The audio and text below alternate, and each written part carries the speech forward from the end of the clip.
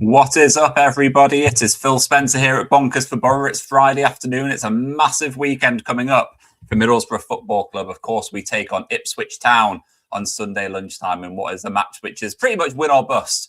You've got to say for Middlesbrough in the context of this automatic promotion battle. The last few weeks have been far from good enough at the Riverside Stadium. It means that we've gone from being in a really, really strong position in terms of going up automatically to now really kind of clinging on to even try and get a place in the playoffs. There's a bit of anxiety around Teesside at the moment about whether we'll even get into the playoffs at this point, because our form at the moment is absolutely woeful.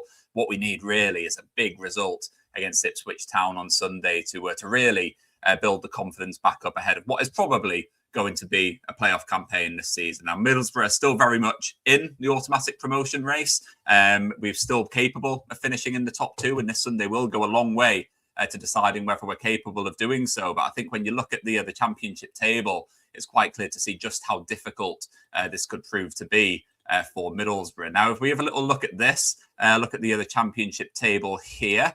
Bear with me. Yeah, have a little look at the other championship table here. If people haven't been studying it all week long like I have, it's a bit of a complicated picture. I mean, particularly with Southampton really coming good in the last few weeks. They've just been absolutely unstoppable, absolutely on fire. A real far cry to the side that did so poorly at the Riverside Stadium, the side that we beat so comfortably with Finnazaz sulking as he went off the pitch. They've been absolutely wonderful, really are the form team in the championship. But of course, we're looking at Middlesbrough, 5th place in the table, which is really disappointing. 5th in a 4-way battle to go up automatically is so depressing. But that's where we are. We're 5th in the table, 72 points to our name. Ipswich Town currently in 2nd place. They're the ones with the targets on their back. And they're the ones that people are going to be wanting to replace in that top two. Of course, they fell to a defeat just a few days ago against Portsmouth, a 2-0 defeat at Fratton Park. It was a result which no one really saw coming, because I think people thought that Ipswich were now clicking into gear. I think we're based on the way that Middlesbrough have been performing, the way that Ipswich have been performing. It really felt like they were just going to start running away with it, particularly with those games in hand. That Portsmouth match was one of the 2 games in hand that they had, but they slipped up there.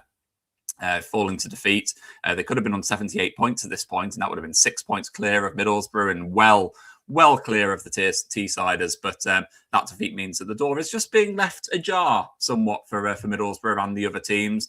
For Middlesbrough, yeah, you're looking at Sunday and you're thinking, if we can get a victory over Ipswich at Portman Road, then we could be back in contention. Of course, that will put us back on level points with Ipswich. Yes, there's a lot of other teams. You've got Southampton who are absolutely firing on all cylinders. Millwall who are doing well. Of course, Ipswich would still have that game in hand. So it's a big ask. It's not saying that a win against Ipswich and it's well and truly back on and it's back in Middlesbrough's hands. I think realistically, Middlesbrough need to do something quite spectacular between now and the end of the season. We probably need to win pretty much all 4 of our games between now and the end of the season to have any chance of finishing in the top 2. And I think when you just look at the form that we've showed over the last few weeks, you just can't really see it happening. We got to say, I don't think that league table showed up for any of you. This is the first time doing a live stream on this channel, so there will be some teething issues. But next time will hopefully be a little bit better. So it's just after 2 o'clock. We've just had Kim Hellberg's press conference. He's just been live on Middlesbrough Football Club's official YouTube channel doing his pre-match press conference, and a lot of the same questions, a lot of the same conversations about Middlesbrough's lack of attacking prowess, Middlesbrough's hopes of finishing in the top 2, whether we're going to be able to catch Ipswich, whether Middlesbrough are ready to be playing in the Premier League next season, and of course he's saying all of the right things. He's saying about how his players have improved, about how we've been better than what he thought we were going to be when he came into the club. But I think the main headlines really from that press conference were with regards to Hayden Hackney and Morgan Whittaker. Now, it's not resoundingly good news, but it is potentially encouraging good news. We've seen this from Kim Hellberg before, a little bit cryptic in his response. He was asked about Hayden Hackney and Morgan Whittaker and how they're getting on. About how they're responding to their injuries, how their recovery is going, and he was generally quite upbeat about it. A little bit cagey. He was asked then if he thought that they might partake in the other match against Ipswich Town on Sunday afternoon, and he said, "We'll see." Now, that would be enough normally to get Middlesbrough fans a little bit excited, thinking, well, maybe Hayden Hackney is going to be ready for this one. Maybe Morgan Whittaker is going to be ready. And of course, if those two players are there and available and ready to play at Portman Road, it will be a massive, massive boost. But of course, he did this against ahead of the Millwall match as well. He kind of got fans' hopes up a little bit. People were thinking, oh, great, they're going to be back. This is going to be brilliant. We're going to have our two arguably best players available for that massive match against Millwall, and then neither of them featured. So personally, I'm kind of refusing to get too swept up in that. I mean, it is encouraging. Maybe they'll be available to play against Ipswich, whether that's from the start, whether that's off the bench, I'm not too sure. But I think when you're looking at the league table and where we are, and just looking at things through a realistic sort of lens, you've just got to think that maybe we need to be looking towards the playoffs and really kind of focusing on that, making sure that these players, particularly Hayden Hackney, is fit and available for those matches. There's no point rushing him back at this point. There's a real outside chance. Yes, the Ipswich match is massive. A win could completely change things, but yeah, we do need to make sure that we're gearing up for those playoff games, making sure that we are ready for them, and hopefully we can have Hayden Hackney ready for them. So it'd be great to see him back at Portman Road if he is available. It could be a bit of a push. It may be that he comes off the bench. But yeah, ultimately, some decent news there with regards to Hayden Hackney and Morgan Whittaker. Now, yeah, I mean, other lines to come out from the other press conference, it was pretty much same as, really. I mean, if Middlesbrough are going to have Hayden Hackney and Morgan Whittaker back in the team against Ipswich, then that is a massive boost, because we do want to be able to go out there, and I think we need our best players on the pitch if we are going to get a result against Ipswich, because Ipswich have been absolutely... I think the players that they've got in their squad is it's pretty enviable, really. I think when you look at them compared to Middlesbrough squad, I mean, you look at the depth that we've got, particularly in the last few weeks. It's been really quite poor from Middlesbrough. Excuse me.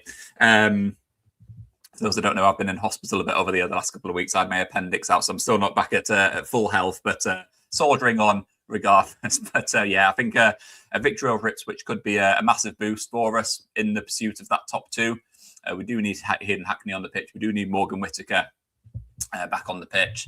But yeah, ultimately, I think Ipswich are a side they've just got such depth in that squad. I mean, yeah, they lost against Portsmouth the other day, but they've got so much attacking talent. Even people like Jaden Philogene, people who didn't start that match against Portsmouth, got the ability to rotate things and bring new players into the team for this one. So they're likely to be looking a lot fresher than what Middlesbrough are as well. A lot more confident as well. Their results recently have been really good, barring that Portsmouth defeat. And you maybe just think that could be the sort of result that might galvanise them going into this game. They're going to want to get a win. They know that the pressure is really kind of starting to build beneath them. Yeah, from Middlesbrough, but I think Southampton are the ones who are really kind of making Ipswich look quite nervous at the moment, really making them sweat, because Southampton are just absolutely incredible on current form. But for Middlesbrough, we need our best players out there. We need to be able to go out there. We need to be able to go and get those players on the ball and just make a difference, because the last few weeks has been so blunt. Yes, we've been creating lots of chances. I'm not going to go into all of this again, because we've gone through it so many times.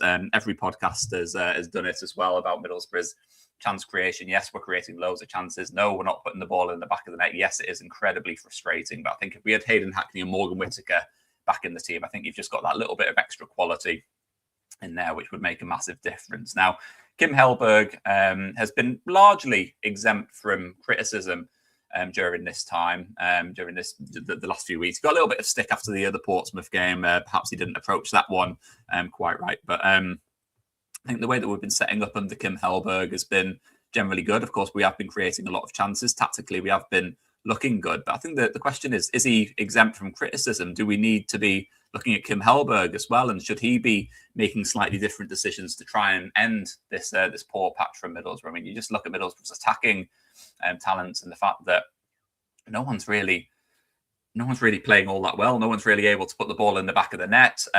You're looking at the team and you just don't really know where the goals are coming from at the moment. I think earlier on this season, you had Morgan Whittaker, who was scoring on a pretty regular basis. I think that kind of masked some of the poor performances from elsewhere in the attack. People like Tommy Conway, who were struggling to find the back of the net. But because we had people who were scoring goals, like Whittaker and Hackney, I think it did kind of paper over some of those cracks. But I think now when you've got Hackney out the team, you've got Whittaker out the team, you've got Strelach who's not scoring, you've got Tommy Conway who's not scoring. Riley McGree's just looking absolutely knackered. He's probably playing far more football than he should be, really. And of course, everyone knows about Riley McGree's injury problems and how Middlesbrough really need to be kind of managing him quite carefully. But I think the lack of options that we've got and the lack of quality that we've got in the other final third has meant that he's had to be back in contention a lot sooner, playing 3 games a week a lot sooner. He's probably still not ready to do it now. And I think that is having a bit of an impact on his performances as well, because he's not quite hitting the same heights now as what he was maybe a month or so ago when he was in really, really excellent form. So I do think that Kim Hellberg has to take a little bit of criticism from that. We've seen a couple of changes coming in over the last couple of weeks. We've seen Sonjay Hansen come into the team. He came off the bench against Swansea. He came off the bench again against Portsmouth and has looked quite bright.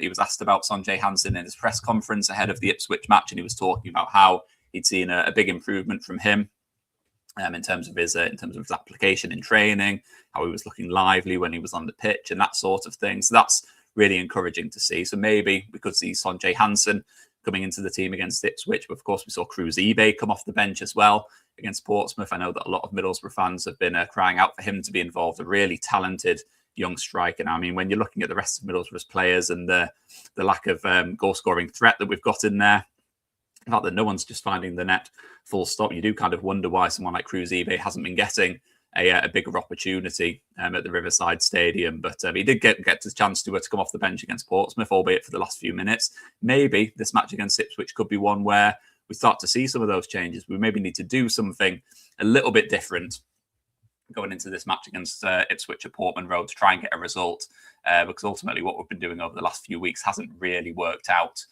for us. And something needs to change. I think Kim Hellberg does need to take on a bit of that criticism. Yes, the tactical plan in terms of creating chances is all well and good, but if we haven't got players in the box to be able to put the ball in the back of the net, if we haven't got the right players on the end of these chances, so many of these chances that we're creating are falling to people like Aidan Morris, Alan Brown, Callum Britton, people like this who, they might have decent technique, but they're not Middlesbrough's most prolific goal scorers. They're not the people that you would want these one-on-one chances to fall to. So that is a bit of a problem, really. We need to be making sure that we are setting up this team in a way that, yes, creates chances, but make sure that the ball is falling to the people who are most likely to put it in the back of the net. Now, you can argue whether that's going to be Tommy Conway and David Strelach at the moment, because neither of them look particularly convincing in front of goal. But ultimately, that's what Kim Hellberg gets paid to do. He gets paid to set up the team in a way that is going to find the back of the net. He doesn't seem convinced by Cali Sen at all. We've mentioned about Cruz eBay and the fact that he's only been given a little bit of an opportunity. And I sort of understand it based on his age. And there's a real sort of high pressure situation at Middlesbrough, of course, with us challenging for promotion. So I understand why he doesn't want to throw him in at the deep end. But I think ultimately when you've got Tommy Conway and David Strelach who aren't playing anywhere near their capabilities at the moment, you do need to sort of look maybe outside of your preferred system, preferred setup, see what you can do to maybe try and get a tune out of Cali Sen. Can you get a tune out of him? Can you get a tune out of Sonjay Hansen on a more regular basis, just to try and get something a little bit extra out of this attack, because too many of Middlesbrough's attacking players aren't turning up at the moment. Jeremy Sarmiento falls into that category as well. He's been really disappointing since he arrived in January. He didn't play a lot of football in the first half of the season, of course. But I think people expected a little bit more from him in the second half of the campaign. And maybe he's a player who's going to be for next season, really. I mean, he signed on a loan deal. It's got an obligation to make it permanent. So he is going to be here next season. Maybe he's someone who will benefit from having a pre-season under his belt, but that doesn't make it any less frustrating, really, that he hasn't really hit the heights, because Middlesbrough's attack is looking really, really quite blunt at the moment.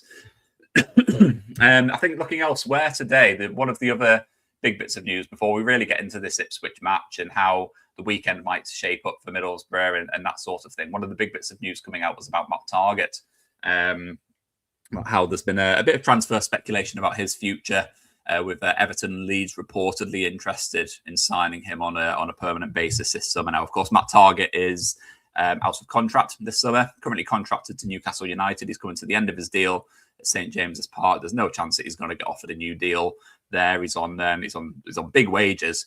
He hasn't played for Newcastle for a good couple of years. I think he featured in pre-season last summer, but it was that story about how he got left behind in the Far East during a pre-season tour. So read into that what you will when you're talking about how Newcastle regard Matt Targett in their plans. But it seems like he's going to be on the move this summer for Middlesbrough. Yeah, it's a bit frustrating because I think this could be the start of one of these situations where these sort of what-if situations about Middlesbrough getting into the Premier League. I mean, Matt Targett has been quite open about the fact that he's really enjoyed playing for Middlesbrough. He's enjoyed playing regularly. He's enjoyed being in the area, living in the area, playing regularly, being part of Kim Hellberg's side. He's slotted in well with the team. He's a really popular member of the squad as well. Done really, really well. And I think in an ideal world, he probably would want to join on a permanent basis. But of course, you've got Everton and Leeds, both of whom you'd think are going to be in the Premier League next season. Everton definitely, Leeds looking very likely that they'll be there as well. So will the lure of Premier League football be too much for Matt Targett to turn down? Of course, they'll be able to offer more in wages as well. It's another chance for him to play in the other top tier. And if Middlesbrough don't manage to get promoted this season, of course, we don't know yet. Could still finish in the top two, could still get promoted via the playoffs. But of course, it's a big ask. And for Matt Targett, he is going to have a big decision to make, because if he's got the choice of joining Middlesbrough on what will likely be less money, playing in the Championship, another what-if season of potentially can we get into the Premier League next season, or does he join Everton or Leeds, who are already playing in the Premier League? Of course, he might not be a first-team regular at either of these two teams, but that is something that you'd have to weigh up. And I think this could be maybe one of those seasons where you look back a couple of years when Middlesbrough got to the playoffs last time and we played against Coventry, and we failed to go up, and we ended up missing out on Ryan Giles. He went to Luton. It was that summer. He was someone who we really, really wanted to sign, but just because we weren't in the Premier League, we weren't able to compete. We weren't able to get that deal done. And I just really, really hope that this isn't going to turn out to be another one of these summers where, because we've just fallen short potentially, that we aren't able to get these sort of signings done. I mean, I've been really impressed with Matt Targett. I think you have to be realistic about it. I know that he's not the perfect wing back. You've got to say he's not someone who is a flying wing back, has got pace to burn, is going to get on the outside of the defence, get to the byline, get balls into the box. He's much more of a sort of defensive-minded kind of player. Someone who is technically good. He's got a really good left foot. He likes to go into those sort of inside left sort of positions and clip balls from a sort of angle into the penalty area, which has been effective this season. Like I said, he's not the flying player. He's not like an Alex Bangura sort of type. And I think some people have been a little bit critical that maybe we have needed more of that kind of profile in the team in order to add just something a little bit different to this team. But I don't think many people would argue that if the opportunity to sign Matt Targett did come up this summer, I think most Middlesbrough fans would want to take it, bearing in mind how much he's done for us this season, how good he's been. He's a real leader in the team. He's got vital experience. It would just depend on the money, really, as far as I'm concerned. I'd like him to stay, but I think he's on an absolute wedge at Newcastle at the moment, way beyond what Middlesbrough would be willing to pay. I think it's pretty inevitable that he'll have to take a pay cut this season, because when he signed for Newcastle, he was absolutely in his pomp. He's had a couple of injuries since then. Question marks over whether he is a sort of proven Premier League sort of player. So he will have to take a pay cut this summer. But I think Middlesbrough will be in the mix to try and sign him. But again, if we are competing with the likes of Everton and Leeds, it could be a really tricky one to try and get done, because ultimately if Middlesbrough are in the Championship and we're competing with teams in the Premier League over whether we can try and get this sort of deal done, it could prove to be another difficult summer, another frustrating one. But hopefully, with 4 games left this season, we do have the opportunity to put things right and put ourselves in a better, more marketable kind of position for signing these sorts of players. And of course, that all starts against Ipswich this weekend. An absolutely massive game. I mean, a few weeks ago, you were looking at the Millwall game and this game as the potential deciders, really, for Middlesbrough's promotion hopes. Had we been able to beat Millwall, and then if we were able to beat Ipswich, at that point, you were kind of looking that Middlesbrough would be pretty much home and dry, which is really quite sad to think of the situation that we're in now, being 5th in the Championship table, particularly when you're looking that this evening, Friday evening, Coventry City are playing Blackburn, and they can get promoted this evening. And Middlesbrough were really just toe-to-toe with Coventry for much of the season. So I think there's going to be a few frustrated Middlesbrough fans possibly watching on with this match with Coventry and Blackburn. If they do get promoted this evening, of course, there'll be wild scenes of celebration with Frank Lampard and his players, and they've been great this season. No disrespect to them, they've been brilliant. But I think there will be a little bit of a what if with Middlesbrough watching on and thinking that could have been us. We could have potentially, had we got a good result this weekend, could have been just about there, really, based on how we've been performing. But of course, the drop off since then has been pretty poor, really.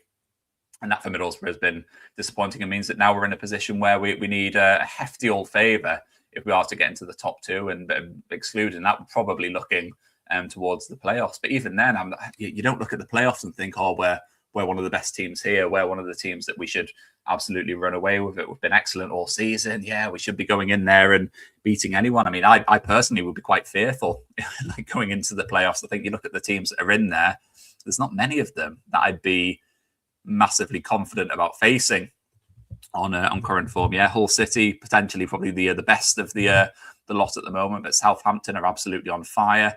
Would not want to be getting in their way right now. Wouldn't want to be playing them at the moment. Millwall, of course, we played them a couple of weeks ago, and they did a number on us at the Riverside Stadium. They've got really good players. Alex Neils just seems to have Middlesbrough's number every single time he plays us, so I wouldn't want to be playing them in the playoffs either. Ipswich, yeah, we're going to play them this weekend, but you look at their squads, and on paper they're really, really good as well. And there's a lot of quality teams in there. But for Middlesbrough, I think the main thing right now is just getting some confidence back into this team, because I don't know what's happened. A month or so ago, probably 6 weeks ago, we just felt absolutely untouchable. It just felt like every game that we were going into, we were going to absolutely dominate. We were one of the best teams in the Championship. Everyone was really expecting Middlesbrough to go up automatically. And since then, it's just been such a massive drop off. And yeah, you can blame the injuries to Hayden Hackney and Morgan Whittaker, but things were going a bit south before Hackney went off against Bristol City. Morgan Whittaker, yeah, he's been Middlesbrough's top goal scorer this season, but he'd actually dropped out of Middlesbrough's starting 11 before he suffered his injury as well. So I don't think you can pin too much on them. I don't think you can say that if those two play against Ipswich, then we're going to win and we'll get back to our best, because those two have been absolutely massive for us. I think Hayden Hackney has more than Morgan Whittaker, but I think it's about more than just those players if we are going to be able to get the results that we need to find our way into the final stages of the season. So I think when you look at the fixtures of who everyone's got coming up this weekend, I've mentioned about Coventry. They've got Blackburn Rovers tonight, Friday night, and Middlesbrough playing Ipswich on Sunday lunchtime, of course. Millwall hosting Queen's Park Rangers on Saturday. Southampton away at Swansea. You'd expect that Southampton would get a result there on current form. Millwall, yeah, that could be a tricky game against Queen's Park Rangers. QPR seem to have an ability to stump a few teams, so that could be a tricky one for them. But they are playing at the Den, but they haven't been great at the Den of late, so who knows? Millwall having a bit of a sticky patch at the moment as well. Hull City have got Birmingham City at home.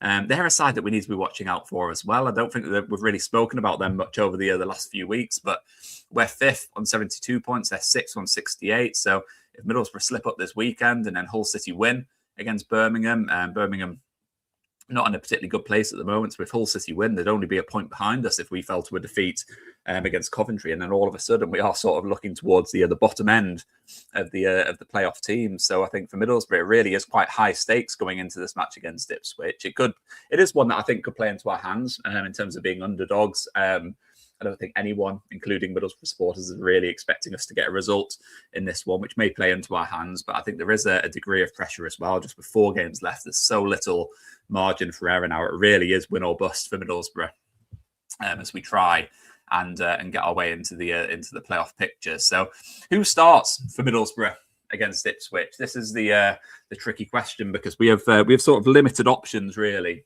There's a real kind of lack of quality in this squad, a real lack of depth. Of course, with the injuries, that makes things quite difficult as well. But I do think that Kim Hellberg does need to make some changes to try and freshen things up and to give Ipswich something to think about. Because if he doesn't, then I'm pretty sure Kieran McKenna's just going to know exactly what he's going to be getting from this Middlesbrough team when they take to the field at Portman Road. Now, of course, Alex Bangura suffered an injury against Swansea, which is frustrating. Not exactly sure when he's going to be back just yet. He did speak about it in his press conference, but I missed it, so I didn't really actually hear what he'd said about it. But assuming that he's not going to be sort of ready, it could be that Middlesbrough's defence is a little bit makeshift.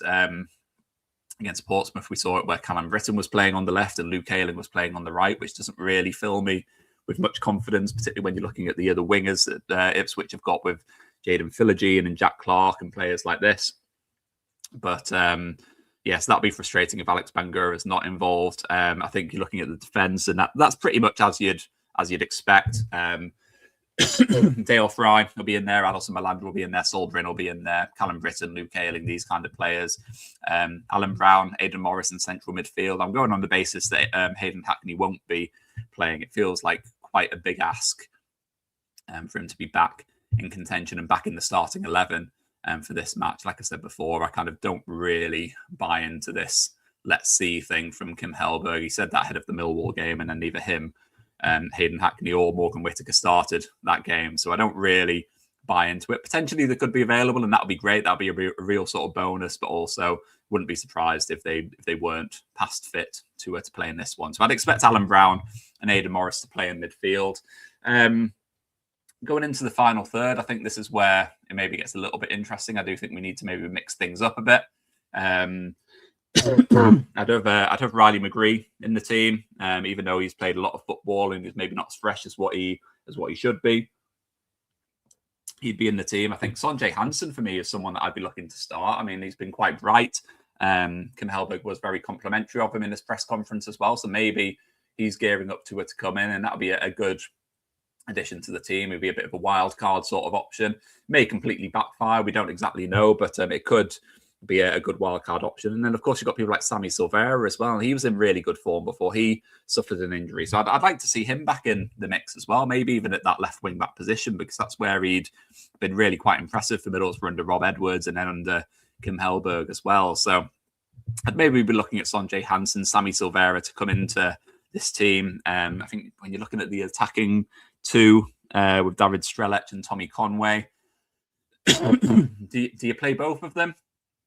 Neither of them are doing anything at the moment, so it just feels like a bit of a waste of two shirts. So personally, I'd probably be picking one or the other. I think that there's also a bit of an argument that they kind of get in each other's way when they're on the pitch as well. They don't really seem to have much in the way of cohesion. There's not really much of a partnership developing there. It doesn't really feel like they're a striking duo. They're more just two players who just kind of seem to be doing their own thing. You've got Tommy Conway who's drifting out to the left. You've got David Strelec who's dropping deep. It means that no one's in the penalty area. They're not linking up. There's a bit of a running joke on social media that they don't really seem to pass to each other as well. And I'd probably say that this might just be selective sort of memory. So I can't really remember that. I think earlier on in Kim Hellberg's reign, it did seem to be David Strelec or Tommy Conway playing. It seemed to be that Tommy Conway was playing and David Strelec was coming off the bench when he was coming back from injury, and then maybe he'd rest Tommy Conway and David Strelec would come in, and maybe that's how we need to do it. Maybe we need one of them in there to play as that centre forward, and then build the team around them to try and make sure that we can get the best out of them. Because at the moment, it's just not working. Neither of them are showing what they're capable of, what their best is, and that's really frustrating. So I think for me, maybe start Tommy Conway, drop David Strelec, just based purely on the fact that at least Tommy Conway puts in a bit of a shift when he's on the pitch. He hasn't been offering much more than energy over the last few weeks, but he does at least put in a shift, which is a good thing.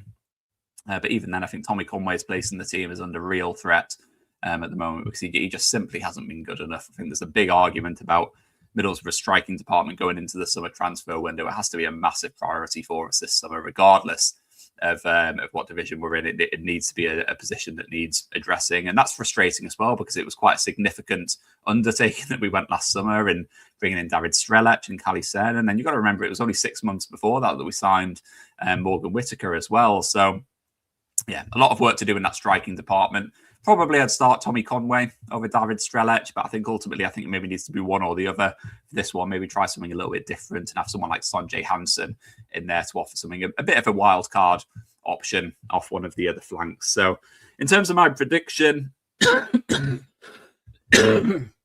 excuse me. In terms of my prediction for this game, yeah, I mean, Ipswich are clear favourites for it, you've got to say. I'd like to say that Middlesbrough could get a victory. I think if we did, it would be a massive surprise to me, but also to everyone else as well. And I just can't really see it happening logically. I think the players that Ipswich have got, the form that they're in, barring that match against Portsmouth, just the sheer depth that they've got is just something that Middlesbrough don't have at the moment. Even if we do have Hayden Hackney and Morgan Whittaker available for this game, they're not going to be fully fit. They're not going to be fully firing. It's not going to be a Hayden Hackney coming into the team in his absolute pomp, coming in and strutting his stuff as we've seen him do this season. He is going to be a bit rusty. He is going to be a bit slower than usual. And that could prove to be a good thing leading up to the playoffs. It could be that having a few games to get himself warmed back up and get back into things could be a good thing. But in terms of the match against Ipswich, I think it might just be too big an ask. So I think, rather depressingly, I'm probably going to predict that Ipswich will get a win, probably end Middlesbrough's automatic promotion hopes altogether. And then it means that we kind of focus on the playoffs and hopefully finishing in the top 6 between now and the end of the season. But I want to hear from you. I want to know what you think and how you think Middlesbrough will get on against Ipswich. So drop into the comments below. Let me know what you've thought about Middlesbrough in the last few games and whether you think we'll be able to get a victory against Ipswich. And I will catch up with you later on this weekend to go through that result and what will hopefully be a massive 3 points at Portman Road. I'll catch you later.